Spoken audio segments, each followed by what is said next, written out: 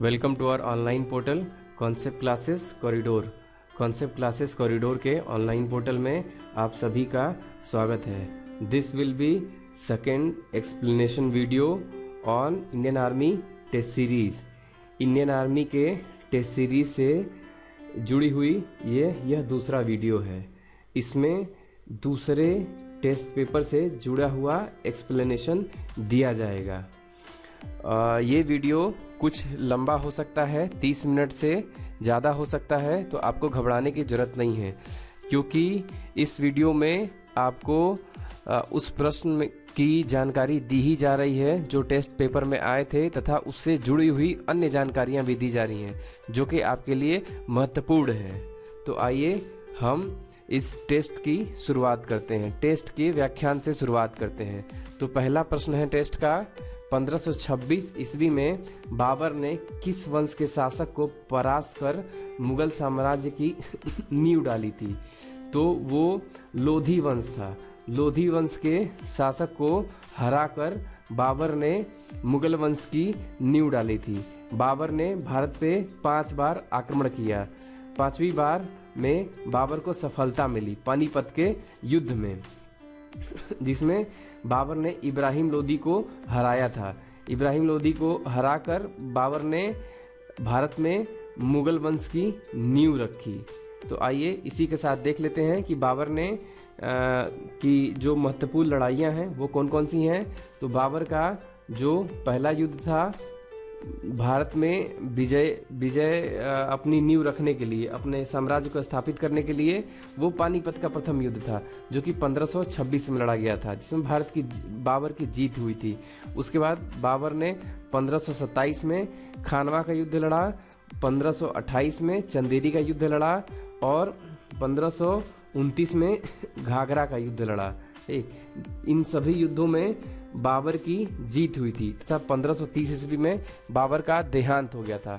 देखिए, इन युद्धों को रटने के लिए सबसे आसान तरीका है पानी पिया, खाना खाया, चल दिया, घर गया, मर गया। ठीक है ना? तो पानी पिया 26 में, खाना खाया 27 में, चल दिया 28 में, घर गया 29 में, मर गया 30 में। ठीक है ना? ये याद रखिएगा। अब 1500 सब में कॉमन है। तो आइए देखते हैं दूसरा जो प्रश्न है, पानीपत का प्रथम युद्ध कब हुआ था? तो पानीपत का प्रथम युद्ध अभी आपने देखा है 1526 ईस्वी में हुआ था। ठीक है ना? बाबर और इब्राहिम लोदी के बीच हुआ था। इसी युद्ध के बाद से भारत में मुगल वंश की स्थापना हुई। ये पहला युद्ध ऐसा युद्ध था जिसमें बाबर की सेना ने आर्टिलरी का इस्तेमाल किया था और गन पाउडर का इस्तेमाल किया था। वन ऑफ द बैटल था जिसमें आर्टिलरी और गन पाउडर का इस्तेमाल हुआ था। इससे पहले भी हो चुका था भारतीय युद्धों में, लेकिन ये भी एक महत्वपूर्ण था जिसके नाते बाबर की विजय हुई थी। देखिए, आर्टिलरी क्या होता है? आर्टिलरी सेना के वो जवान होते हैं, सेना का वो सेक्शन होता है जो कि बड़े बड़े तोप और बड़ी बड़ी मशीनें लेके चलते हैं युद्ध लड़ने के लिए। तो आइए अगला प्रश्न देखते हैं, किसने मुगल साम्राज्य की राजधानी को आगरा से दिल्ली स्थानांतरित किया? तो आगरा से दिल्ली स्थानांतरित करने वाला शाहजहां था। शाहजहां ने आगरा से दिल्ली स्थानांतरित किया, वो 1638 ईस्वी में किया था। ठीक है ना? और जब दिल्ली स्थानांतरित किया तो दिल्ली में इसने शाहजहानाबाद नाम से एक नगर बसाया था, जिसको हम आज पुरानी दिल्ली के नाम से जानते हैं, शाहजहानाबाद। ठीक, ध्यान रखिएगा। अब देखिए, अकबर के युवा अवस्था में उसका संरक्षक कौन था? तो अकबर के युवा अवस्था में उसका संरक्षक बैरम खान था। बैरम खान अकबर के जो पिता थे, अकबर के पिता हुमायूं थे। ठीक, वो हुमायूं की सेना का ये सेनापति था बैरम खान।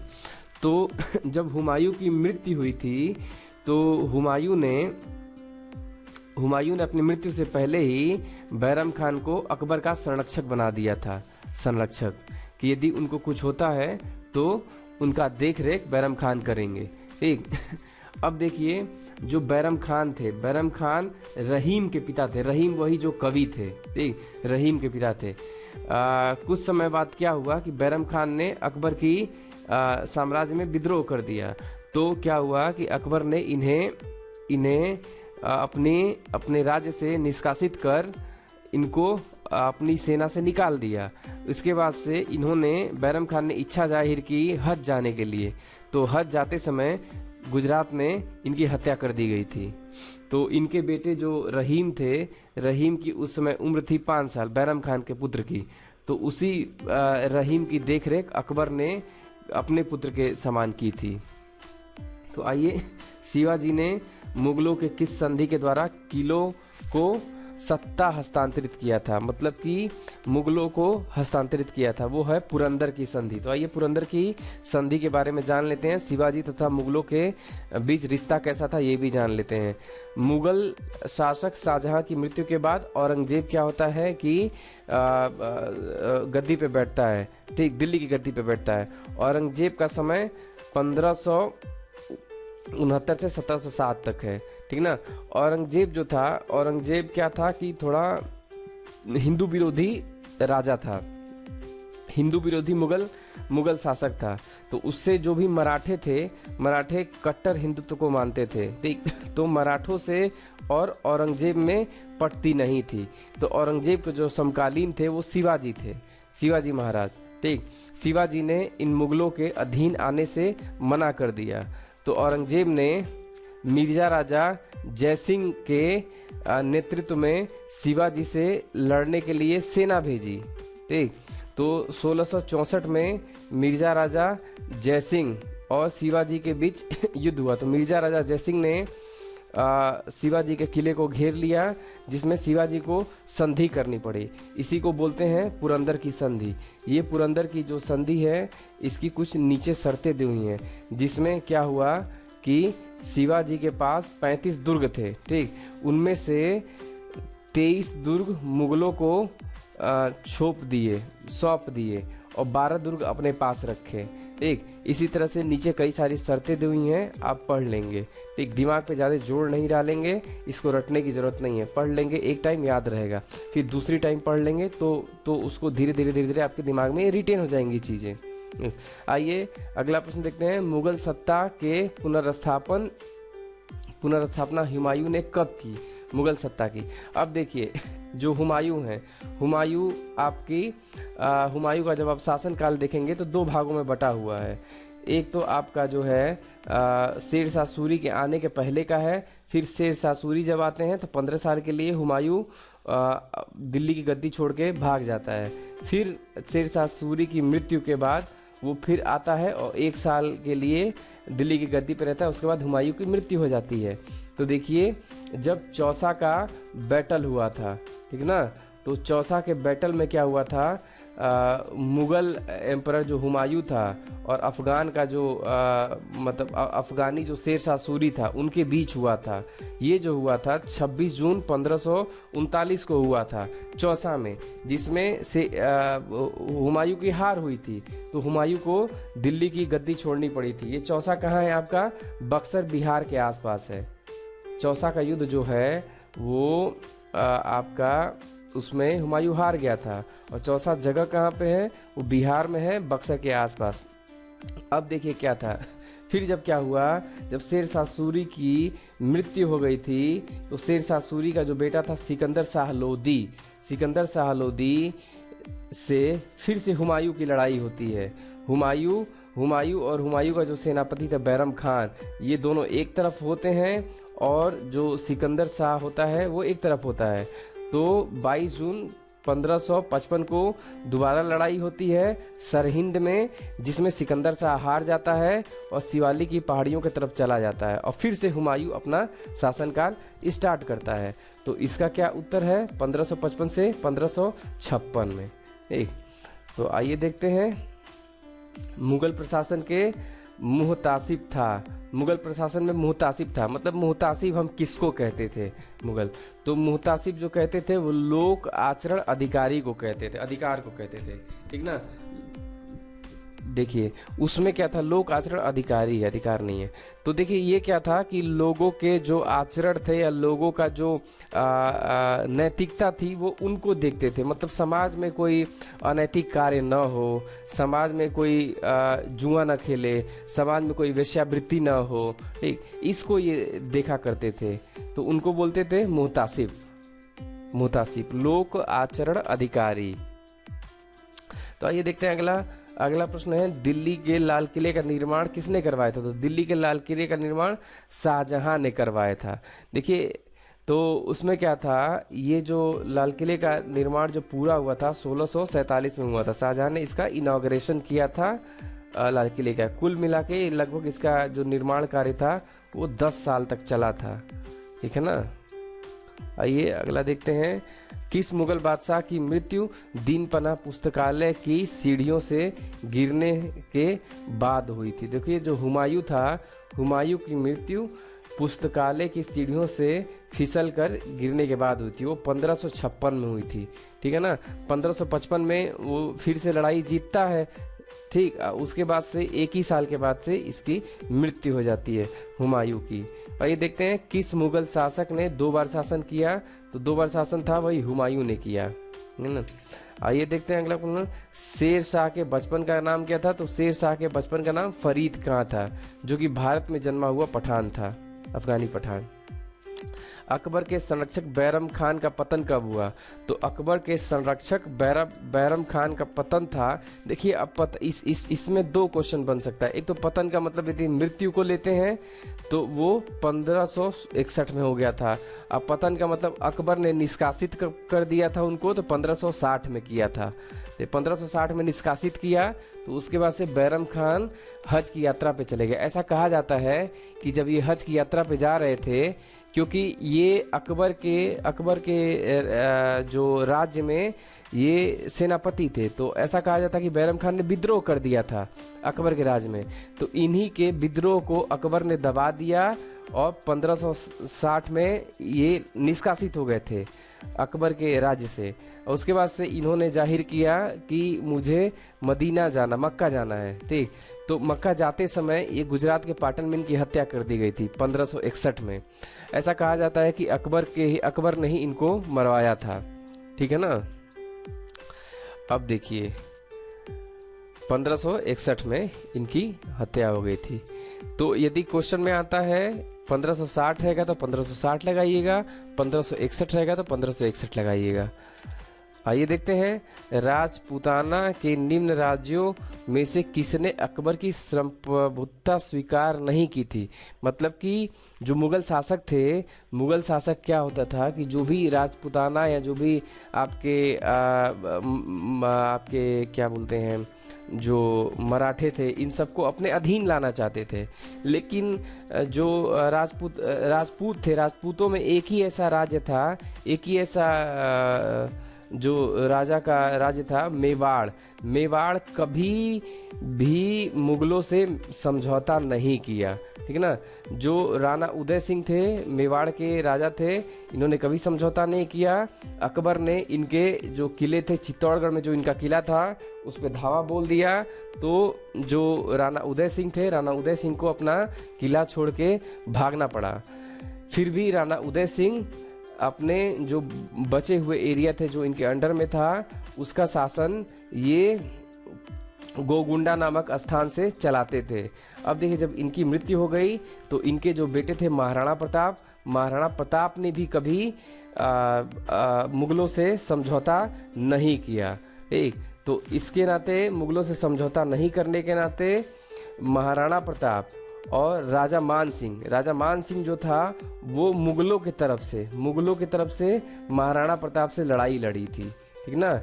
तो जो महाराणा प्रताप थे वो राणा उदय सिंह के सुपुत्र जी थे। ठीक, तो ये जो लड़ाई हुई थी वो हल्दी घाटी की लड़ाई हुई थी, जिसमें क्या हुआ था कि हल्दी घाटी में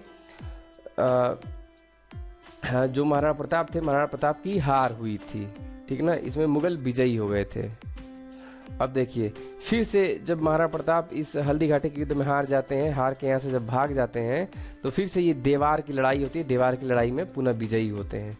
तो जो मेवाड़ था, मेवाड़ मुगलों के सामने कभी नहीं झुका। और हल्दी घाटी की जो लड़ाई हुई थी 1576 में हुई थी, ये याद रखिएगा। और किसके बीच हुई थी? राजा मान सिंह और महाराणा प्रताप के बीच हुई थी।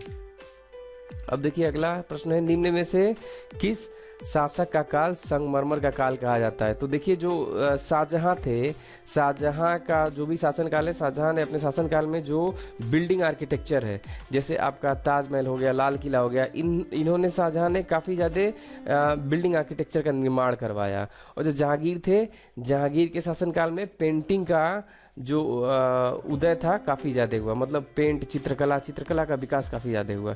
तो हम शाहजहां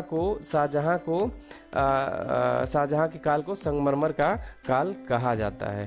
तो आइए अगला प्रश्न देखते हैं, दिल्ली के प्रसिद्ध जामा मस्जिद का निर्माण किसने करवाया? तो दिल्ली के प्रसिद्ध जामा मस्जिद का निर्माण शाहजहां ने करवाया था। अब देखिए ये जो जामा मस्जिद है ये हमारे लाल किले के जस्ट सामने है, लाल किले के सामने रोड के उस पार है। और इस जामा मस्जिद का जो निर्माण पूरा हुआ था 1656 में हुआ था। ये आपका इम्पोर्टेंट क्वेश्चन बन सकता है कि जामा मस्जिद का निर्माण कब पूरा हुआ? तो 1656 में हुआ था। टोटल लागत इसकी 10 करोड़ आई थी, है ना। और एक साथ इस मस्जिद में 25,000 डिवोटी बैठ सकते हैं, एक साथ प्रेयर कर सकते हैं, इतनी बड़ी मस्जिद है। आइए देखते हैं कार्य का मात्रक क्या है। तो कार्य का मात्रक है जूल, ठीक है ना, जूल, वर्क, ठीक। अब देखिए प्रकाश वर्ष किसकी इकाई है? तो प्रकाश वर्ष दूरी की इकाई है। जो लंबी दूरी होती है, लंबी दूरी को नापने के लिए प्रकाश वर्ष का इस्तेमाल होता है।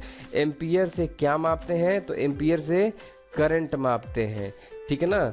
अब वोल्ट मीटर से वोल्टेज मापते हैं। अब प्रतिरोध जो होता है, प्रतिरोध है रेजिस्टेंस का मापन करता है, ठीक है ना। और पावर जो होता है, पावर वाट में नापते हैं, वाट में, ठीक है ना।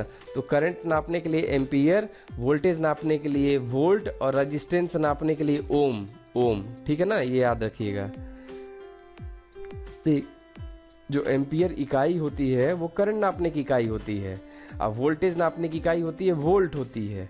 और प्रतिरोध नापने की, प्रतिरोध मतलब रेजिस्टेंस नापने की इकाई ओम होती है। अब पावर जो नापने की इकाई होती है वाट होती है। ये लिख लीजिएगा कहीं आप। अब देखिए अगला प्रश्न देखिए, निम्नलिखित में से सदिश राशि है। अब देखिए आपको जानना पड़ेगा सदिश राशि और अदिश राशि क्या होता है।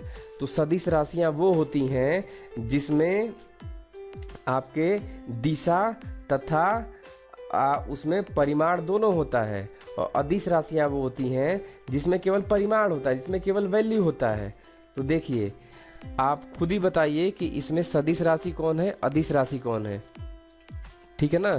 तो जो वेग है, वेग सदिश राशि है, क्योंकि वेग में वैल्यू भी होती है और दिशा भी होता है, ठीक है ना, दिशा भी होता है, ठीक, वेग में। और इसी को यदि चाल होता तो चाल में दिशा नहीं होती है, चाल में केवल परिमाण होता है, परिमाण, ठीक है ना। समय में केवल परिमाण होता है, समय में दिशा नहीं होती है। लंबाई में केवल परिमाण होता है और द्रव्यमान में केवल परिमाण होता है। यदि यही भार होता तो भार में हमेशा नीचे की तरफ दिशा होती है, लेकिन भार फिर भी अदिश राशि है, ठीक ना। सदिश राशि वो होता है जिसमें परिमाण और दिशा दोनों होती है। परिमाण का मतलब वैल्यू।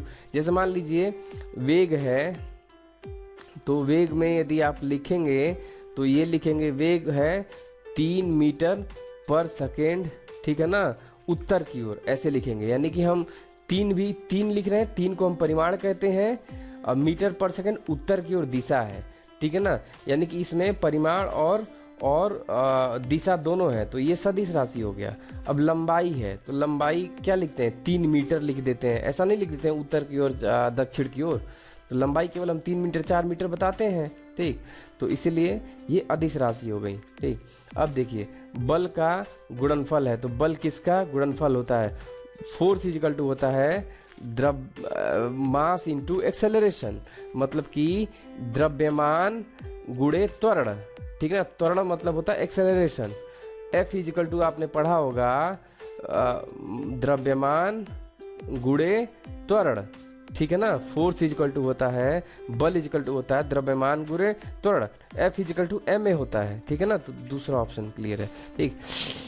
एक ही प्रकार का परमाणु निम्न में से किस में मिलता है, ठीक। तो एक ही प्रकार का परमाणु प्राकृतिक तत्वों में मिलता है, ठीक है ना। खनिज हमेशा मिक्सचर होता है, ठीक, खनिज और यौगिक हमेशा मिक्सचर होता है, उसमें एक प्रकार के तत्व नहीं होते हैं। अगला प्रश्न देखते हैं, निम्नलिखित में से कौन सा अस्थायी कण है? तो निम्नलिखित में से जो न्यूट्रॉन है वो अस्थायी कण है। न्यूट्रॉन क्यों है? क्योंकि न्यूट्रॉन हमेशा न्यूट्रल होता है। अब देखिए इलेक्ट्रॉन क्या है, इलेक्ट्रॉन पे नेगेटिव चार्ज होते हैं, प्रोटॉन पे पॉजिटिव चार्ज होते हैं, ठीक। जिन पे चार्ज होगा वो हमेशा अपने आप को न्यूट्रल करने की कोशिश करेगा, ठीक। और हमेशा अब जो पॉजिटिव चार्ज रहेगा वो निगेटिव की तरफ जाना चाहेगा, निगेटिव होगा पॉजिटिव की तरफ जाना चाहेगा, लेकिन जो न्यूट्रल होगा हमेशा स्टेबल होगा, स्थायी होगा। शुद्ध तत्व कौन सा है? ठीक है ना, देखिए शुद्ध तत्व है सोडियम। सोडियम सबसे शुद्ध होता है। कांच में देखिए, कांच भी मिलावट होती है, सीमेंट में भी मिलावट होती है। मिलावट क्या है? वो मिक्सचर होता है कई एलिमेंट्स का, ये भी मिक्सचर होता है, जबकि जो सोडियम होता है वो प्योर होगा, ठीक। अब देखिए परमाणु संरचना का मॉडल किसने विकसित किया? तो परमाणु संरचना का जो मॉडल था बोर और रदरफोर्ड ने किया था। नील्स बोर और ईस्टर्न रदरफोर्ड ने 1911 में किया था, ये याद रखिएगा। सोडियम परमाणु में कोर इलेक्ट्रॉनों की संख्या क्या है? अब देखिए कोर इलेक्ट्रॉन कौन होते हैं? जो भीतरी कक्षाओं में इलेक्ट्रॉन होते हैं उसको कोर इलेक्ट्रॉन कहते हैं। अब जो सोडियम का परमाणु जो क्या बोलते हैं, जो एटॉमिक नंबर होता है, ठीक ना, वो एटॉमिक नंबर 11 होता है सोडियम का, ठीक ना। तो हम इलेक्ट्रॉन कैसे भरते हैं? पहले आते हैं, पहले कक्ष में 2 आता है, फिर दूसरे में 8 आता है, फिर तीसरे में क्या आता है? 1 आता है। यानी सोडियम का यदि 11 है, ठीक, तो देखिए 2 8 1 11 हो गया ना। अब देखिए यदि मैग्नीज ले लेते हैं Mg, ठीक, तो मैग्नीज का 12 है, तो इसको कैसे भरेंगे? ठीक, मैग्नीज में क्या हो जाएगा? 2 8 और 2 हो जाएगा, ठीक ना। तो जो ये अंदर के इलेक्ट्रॉन, अब देखिए जो A1 इलेक्ट्रॉन है वो हमेशा बाहर की तरफ होता है। इधर की तरफ जो इलेक्ट्रॉन आते हैं हमेशा बाहर के कक्षाओं में होते हैं। ये वाला 2 बाहर के कक्षाओं में होगा। तो इनके क्या होंगे? इनके जो कोर इलेक्ट्रॉन होंगे 10 होंगे। इनके भी कोर इलेक्ट्रॉन होते हैं 10 होते हैं। अब देखिए ये जो भी आपके जो कोर इलेक्ट्रॉन है, ऐसे जो सारे जो भी जो डिटेलिंग में पढ़ने हैं वो आपको अलग से टॉपिक यदि आप कहेंगे डाउट में तो आपको बता दिए जाएंगे। ये कोर इलेक्ट्रॉन 10 होते हैं। अंदर की कक्षाओं के इलेक्ट्रॉन को कोर इलेक्ट्रॉन कहते हैं। अब देखिए जीव विज्ञान शब्द का सर्वप्रथम प्रयोग किसने किया था? तो लामार्क एंड ट्रेवेरनस ने किया था जीव विज्ञान का। अब देखिए जंतु विज्ञान का जनक किसे कहा जाता है? तो जंतु विज्ञान का जनक अरस्तु को कहा जाता है, जूलॉजी। अब देखिए इबोला क्या है? इबोला एक वायरस है, ठीक। अब देखिए विषाणु क्या है? विषाणु मतलब है आपका वायरस, ठीक ना। विषाणु वो क्या होता है? अकोशिकीय होता है, उसमें कोई कोशिका नहीं होती है, ठीक है ना, कोई सेल नहीं होता है, वो एक तरह का निर्जीव होता है। जब विषाणु आपके शरीर में जाता है तब वो एक्टिवेट होता है, तब वो आपके सेल में जाके एक्टिवेट होके और अपने आप को दोबारा रिप्लिकेट करने लगता है, मतलब अपने आप का नंबर बढ़ाने लगता है। 1 से 2 बना, 2 से 3 बना, 3 से 4 बना। जैसे कि आप ले सकते हैं कोरोना वायरस, आपके शरीर के बाहर रहेगा तो निष्क्रिय अवस्था में रहेगा। जैसे आपके शरीर में आया तो आपके शरीर में जो सेल्स होते हैं उस सेल के अंदर घुस के, ठीक, और अपने आप को लगता है रिप्लिकेट करने, ठीक ना, अपने आप को लगता है कॉपी करने। मतलब 1 से 2 होगा, 2 से 3 होगा, 3 से 4 होगा। अगला देखते हैं विश्व में सबसे लंबा पौधा कौन सा है? तो यूकेलिप्टस है सबसे लंबा पौधा। आइए अगला क्वेश्चन देखते हैं। अगला क्वेश्चन मैथ से है, तो ये आपका सीरीज दी हुई है 1 3 7 5। तो यदि सीरीज को हम ध्यान से देखेंगे तो ये पहला नंबर दूसरे नंबर से कैसे रिलेटेड है? 1 × 2 + 1 कर देंगे 3 आ जाएगा। अब 3 में 2 से गुणा करेंगे, 3 × 2 + 1 कर देंगे तो अगला टर्म आ जाएगा। अब 7 में 2 से गुणा करके 1 जोड़ देंगे तो अगला टर्म आ जाएगा। इसी तरह 15 में 2 से गुणा करके 1 जोड़ देंगे तो 31, ये उत्तर आ जाएगा ऐसे, ठीक है ना। देखिए सीरीज का जो आपको सवाल होगा वो प्रैक्टिस से आएगा और ऐसे नहीं आ जाएगा। आप बार बार प्रैक्टिस करेंगे तो आपको सीरीज देखने से समझ में आ जाएगी कि हाँ सीरीज में क्या रिलेशन बन रहा है, नंबर में क्या रिलेशन बन रहा है। तो आइए देखते हैं किसी समबाहु त्रिभुज का क्षेत्रफल 4√3 वर्ग सेंटीमीटर है तो भुजा क्या होगी, ठीक ना। तो देखिए जो समबाहु त्रिभुज का क्षेत्रफल होता है वो होता है √4/4 गुणे भुजा का स्क्वायर, ठीक है ना। करड़ी में 3/4 गुणे भुजा का स्क्वायर। जब हम इसमें क्षेत्रफल के जगह पे ये रखेंगे, क्षेत्रफल के जगह पे रखेंगे = 4√3, ठीक है ना। तो ये जो वैल्यू आएगा भुजा की वैल्यू आएगी वो 4 सेंटीमीटर आएगी। आप रख के देख लेंगे, मैथमेटिक्स से काफ़ी आसान है। नहीं आता है तो आप कमेंट बॉक्स में कमेंट करेंगे, आपको ये बताया जाएगा सवाल। चलिए देखिए 54 किमी प्रति घंटा को मीटर पर मिनट में व्यक्त करिए। अब देखिए, अब 54 को, अब चलिए हम करके बताते हैं। पेन टैब रहता तो आपको लिख के बता दिया जाता, इसमें कुछ लिमिटेशंस आ रही है, कुछ दिन तक आएगी। ये किलोमीटर और पर घंटा, पर मतलब नीचे आ जाएगा घंटा। अब देखिए, अब इसको हमको क्या करना है, इसको किलोमीटर को मीटर में कन्वर्ट करना है और घंटे को मिनट में करना है। तो जब यहाँ किलोमीटर है, किलोमीटर को मीटर में कन्वर्ट करने के लिए 1 किलोमीटर बराबर कितना मीटर होता है, 1000 मीटर होता है ना। तो यहाँ इंटू 1000 कर देंगे, इंटू 1000, ठीक ना, ऊपर में तो लिख देंगे 54, ठीक ना, 54।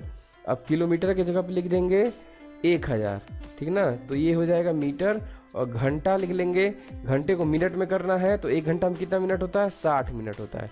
तो जब इसको आप हल करेंगे तो 900 आएगा, ठीक है ना, 900। अब देखिए, राम किसी काम को 24 दिनों में पूरा करता है। श्याम जो कि राम का 20% अधिक दक्ष है, तो उस काम को कितने दिन में पूरा करेगा। अब देखिए, हम देखते हैं कि मान लीजिए हमें तो राम को पता है कि राम किसी काम को 24 दिन में करता है, और हमें एक और डेटा दिया है कि श्याम क्या है, राम से 20 गुना ज़्यादा है। यानी कि हम यदि परसेंटेज में कन्वर्ट करेंगे तो 1 श्याम बराबर 1.5 राम के बराबर, 1.2 राम के बराबर हो जाएगा, ठीक ना, 1.2 राम के बराबर हो जाएगा, ठीक ना।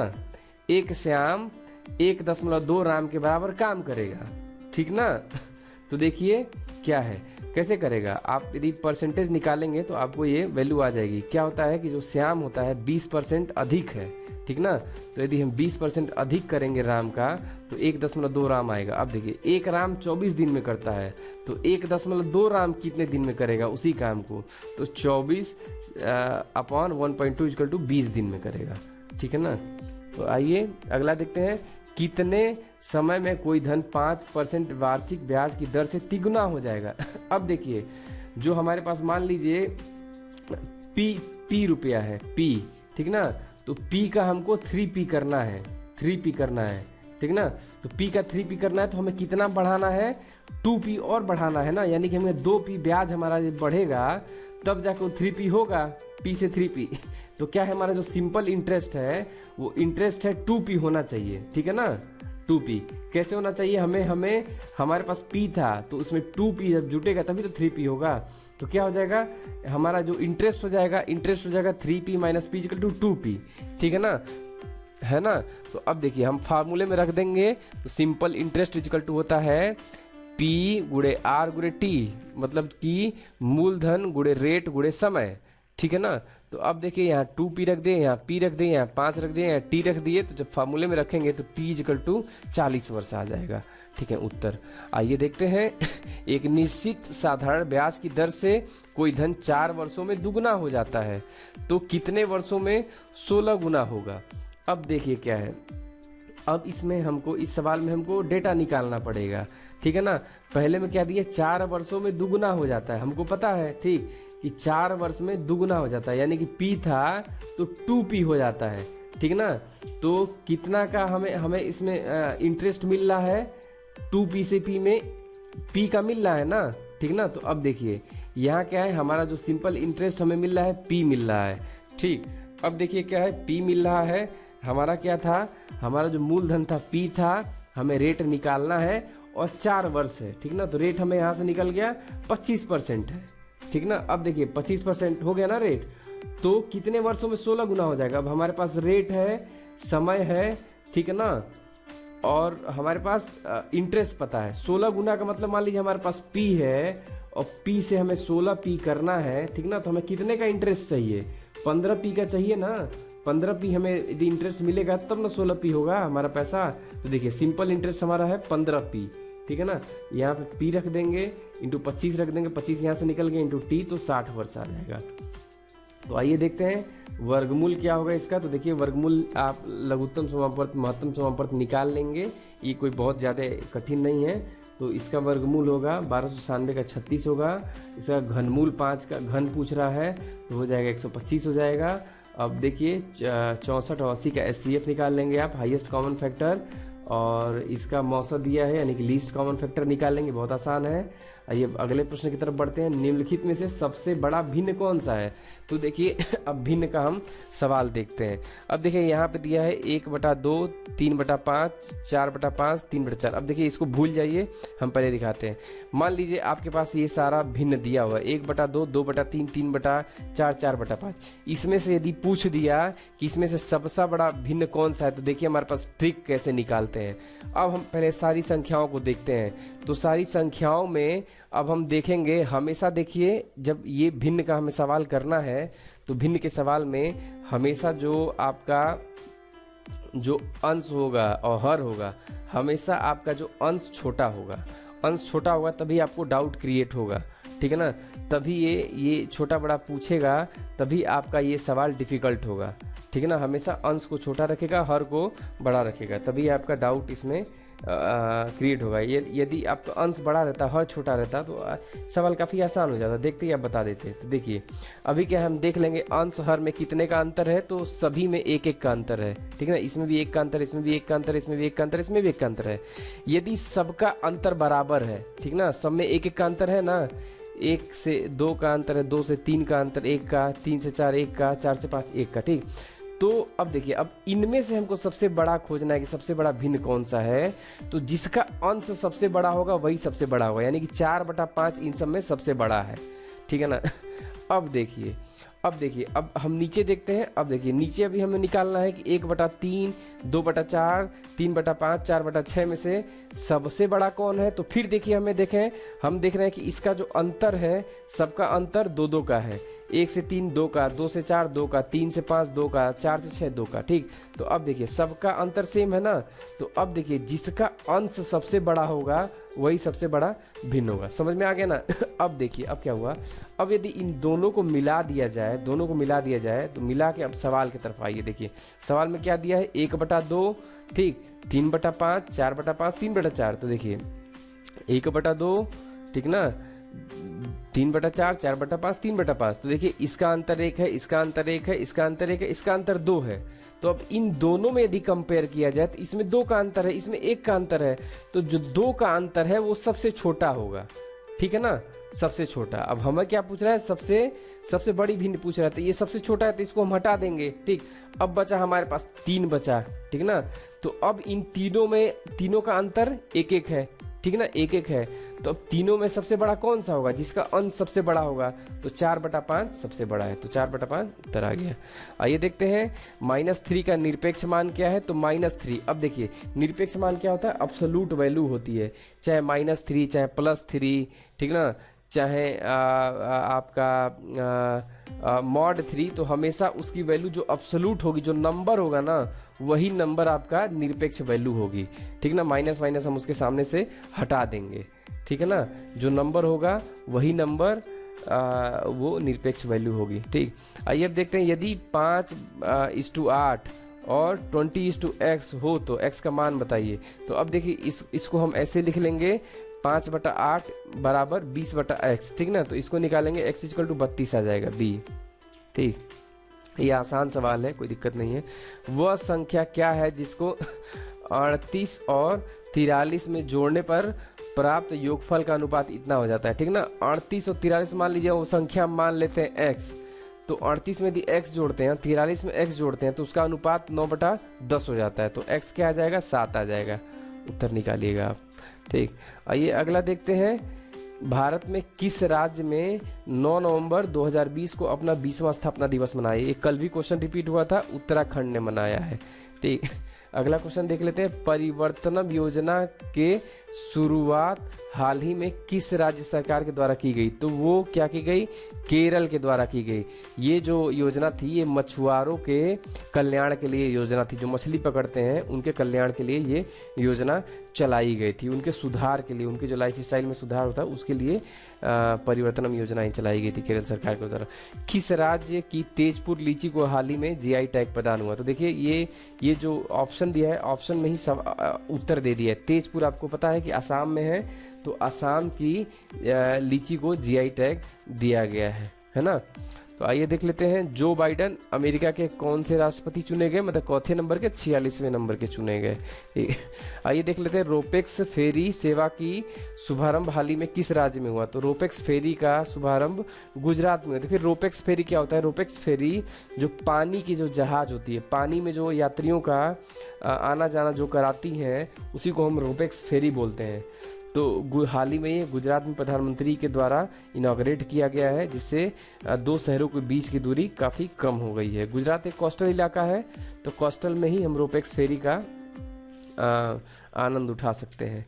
तो आइए देखते हैं, राष्ट्रीय विधिक सेवा दिवस हाल ही में किस तिथि को मनाया गया। तो 9 नवंबर को। राष्ट्रीय विधिक मतलब कि जो कानून दिवस, विधिक मतलब होता है कानून, तो मतलब कि इस डेट में मनाया जाता है। तो उसे ये इंश्योर किया जाता है कि जो भी गरीब से गरीब या जो असहाय हो, उनको भी कानूनी सुविधा दी जाए, कानूनी सलाह दी जाए फ्री में। इसी के साथ धन्यवाद।